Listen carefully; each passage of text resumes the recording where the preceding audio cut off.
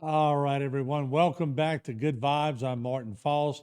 Once again, we have Debbie Cox DeNova with us, and we're going to talk about another great topic. And on this topic, I completely forgot because just kidding. The topic today is improving your memory. Yes, it is. So I did remember that. But there are times when we all forget. Yeah.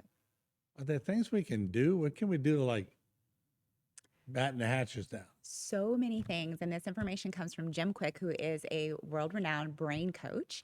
And so I'm going to run through 10 things that he suggests because it's not just one thing, it's not a one Mm-hmm. off thing. If we give you a list of things to do and one of them is off, like your sleep is off, then it puts everything else in jeopardy, right? Mm-hmm. So it's more of a process. And Jim Quick says it's not that people have a bad memory, they have an untrained memory. So we're going to talk about things to support your brain. We're going to talk about things to support your thinking and your imagination, but we'll also, if we have time, go through a quick little hack for you to actually improve your memory around things. So, A hack. a hack, All right. yes, I okay. thought we'd be hacking our memory. All right. Okay. So, the very first thing that you want is good nutrition. Food is very important. There are certain foods that are neuroprotective, and we talked a lot about foods that are a no go, right? So, processed foods, things with the bad kinds of oils, processed carbohydrates, sugar, alcohol, things like that are bad for the brain and bad for the memory. However, there is a list of foods that he likes, and it's not exhaustive, but some of his favorite foods are, for example, blueberries, which he calls Mm-hmm. brain berries, right? Avocados. He likes broccoli, dark chocolate. He likes turmeric to cook with, which we talked about before, Mm-hmm. wild salmon or wild sardines, leafy, green leafy vegetables. These are all very neuroprotective foods. Okay, so you want to eat the right things so that your brain has what it needs.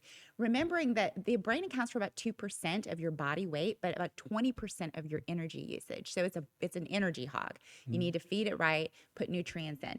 Number two, killing ants, automatic negative thoughts. We all have them. We Mm-hmm. talked about the negativity bias. And so, what you want to do is really use your mind. And maybe he said go on a fast of negative talk.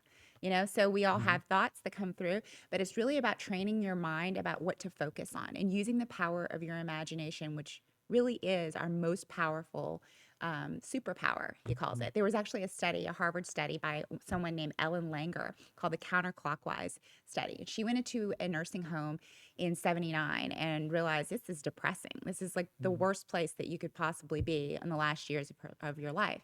So she took 8 men out of the nursing home and she brought them to a monastery. But what she did very interestingly is that she set up this place not like it was 1979 but 1959.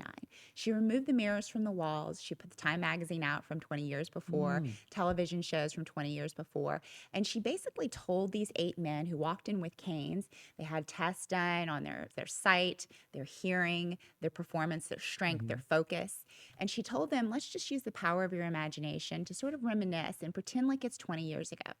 It took 1 week. 1 week later, they came back and they tested them. These men had improvements in their hearing, in their vision. They had better focus. They had better strength.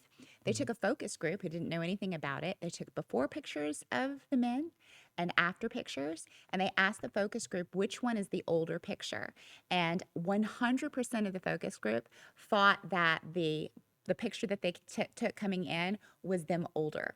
Okay. Mm-hmm. So it goes to show, and then not only that, but some of them were walking without their canes as well. Mm-hmm. It goes to show the power of our focus and intention and imagination. Because if you don't set an intention, your brain really doesn't know what to focus on. If you don't know why you're doing it and you haven't set a compelling, Mm-hmm. heart centered reason, it's very difficult for your brain to get behind why things are happening. If you'd show pictures or bring people and see Ginger and Mary Ann in Gilligan's Island, that would regenerate Absolutely. And we know the power of music bringing us them. back, right? Yeah. So the third one is exercise, which we've talked a lot about. Mm-hmm. When you exercise, you're actually improving your cognition in a number of ways. If you're actually listening to a podcast or you're trying to learn something, if you're doing rhythmic movement at the same time, studies show that it not only helps you to remember, to learn what you're taking in, but remember it long term. Okay. And the reason that is because there's something called uh, brain derived neurotropic factors that are Mm-hmm. released that are basically like brain food for your memory, your learning, and all of that. So moving your body is really good. Number four, brain nutrients. So Jim Quick says he prefers it from food, but if you are definitely do a test to find out how you are, what your nutrient profile looks like, what you're allergic to, but also what are you deficient in? Because you could be eating all the right foods, and if you are vitamin D deficient or if you're vitamin B deficient, it could totally alter your performance, not only mentally, but physically as well. So finding out that one little nutrient that you may need to tweak on could improve your performance overall. So nutrients, brain vitamins. Number 5 is positive peer group. We know about having mirror Thank you. neurons. Yes. Yeah. But, we're always copying each other, our thoughts, behaviors. And what they say is that we become the sum of the 5 people that we hang out with the most. And it's true because of mirror neurons.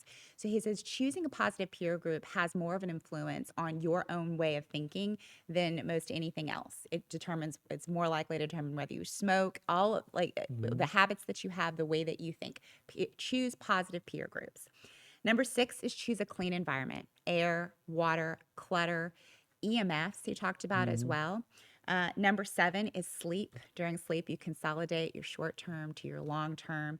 You are clearing out beta amyloid plaque. Your dreams are where you actually rejuvenate your mind.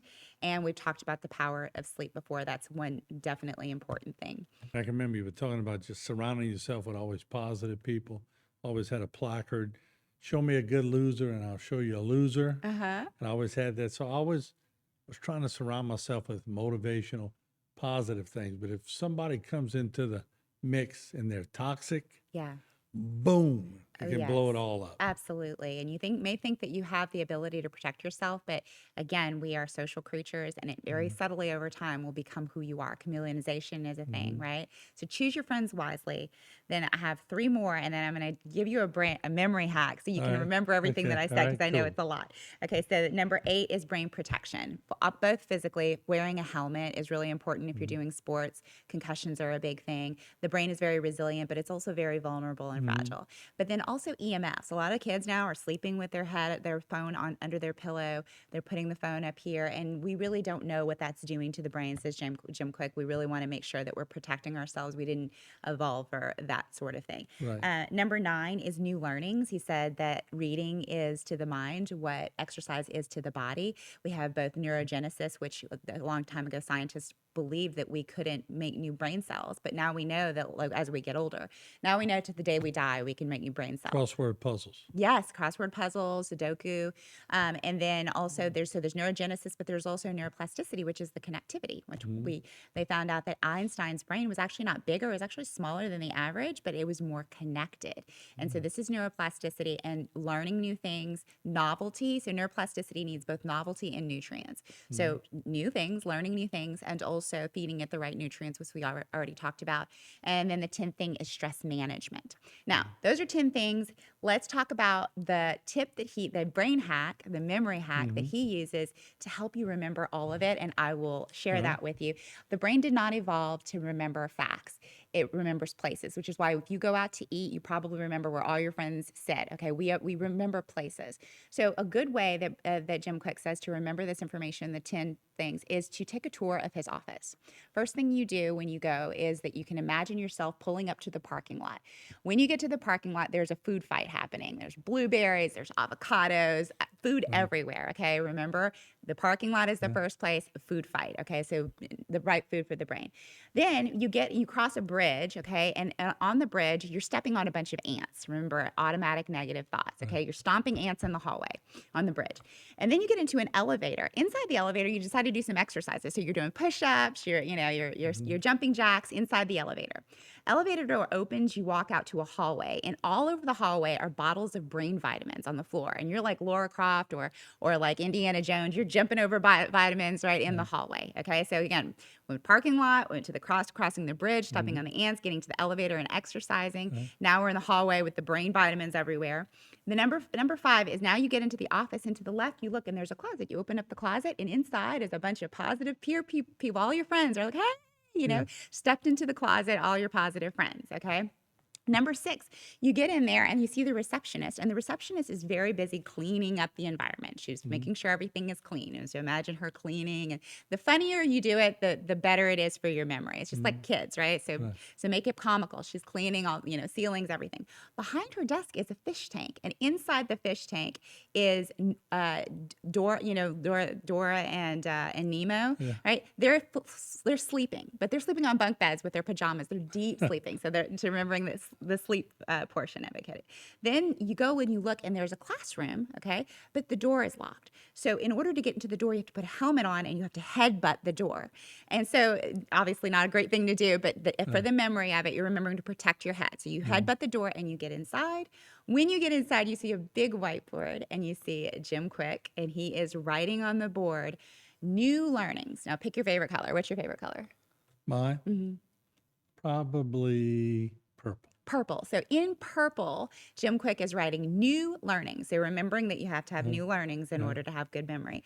And then to the side of the classroom is a bunch of bonsai trees. And then you remember with the bonsai trees, stress management, and you see yourself sitting on top of the bonsai trees, meditating or drinking wine, whatever it is. Okay. So now you have places that are associated with all 10 of the items. First place is the parking lot. Again, food fight happening in the parking lot. When you're crossing the bridge, do you remember what you're doing? Yeah, stepping on ants. Stepping on the ants. And you get in the elevator, what are you doing? You are with all the positive people. Exercising on the elevator. Oh, the closet was That's the right, area. exactly. Number 4, in the hallway. Do you remember what's in the hallway? Yeah. So the brain Yeah, the vitamins. The all over vitamins. the place. Laura Croft, Indiana Jones. 5th one, you're in the closet. Right, with all the positive people. All the positive people. The receptionist is doing what?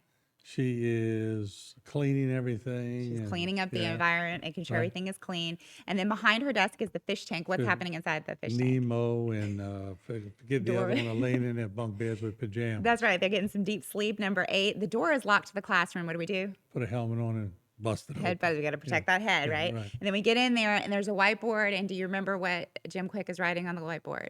No.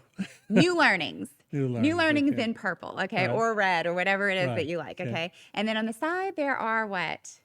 You lost me at 8. Bonsai trees, stress management. Oh, yeah, that's when I'm in the tree with Cheryl Ladd. But there you go. Okay. Meditating and drinking wine.